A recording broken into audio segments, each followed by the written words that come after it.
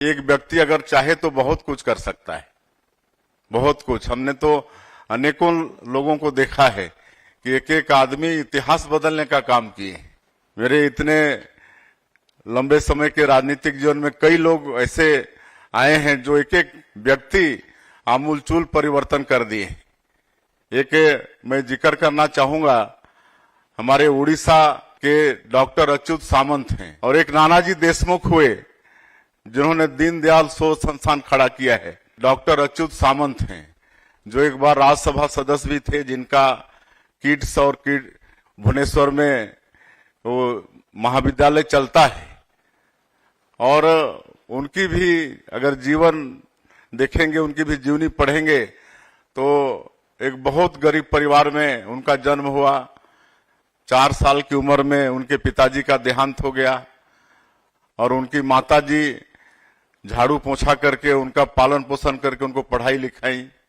वो डॉक्टर हो गए और उन्होंने प्रण ले लिया, कहे कि बहुत उन्होंने अपने जीवन में गरीबी देखी, संघर्ष किया, तो उन्होंने प्रण किया कि हम आजीवन बिना शादी के कुंवारा रह के जनता का सेवा करेंगे।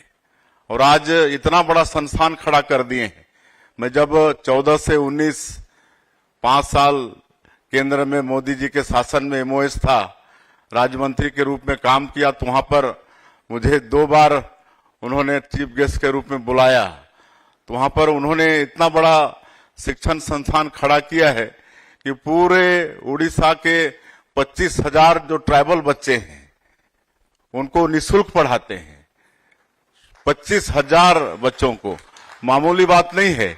हम लोग 1-2 बच्चे को, अपने बच्चे को पढ़ाने में मतलब कठिनाई महसूस करते हैं, लेकिन वो पूरे उड़ीसा के और विशेषकर जो नक्सल प्रभावित परिवार के जो बच्चे हैं उनको भी, सबको, और सब वहां पर खाली दाखिला लेते हैं।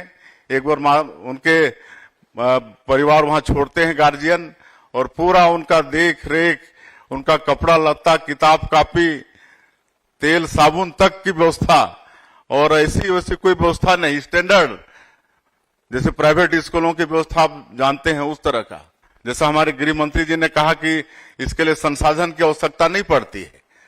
डॉक्टर अच्युत सामंत के पास कोई संसाधन नहीं था, उनकी माताजी झाड़ू पोछा करके उनको पढ़ाई लिखाई। लेकिन इतने मतलब साधन भी उपलब्ध हो जाते हैं। अगर इच्छा शक्ति होती है तो सब कुछ अपने आप साधन भी उपलब्ध हो जाता है।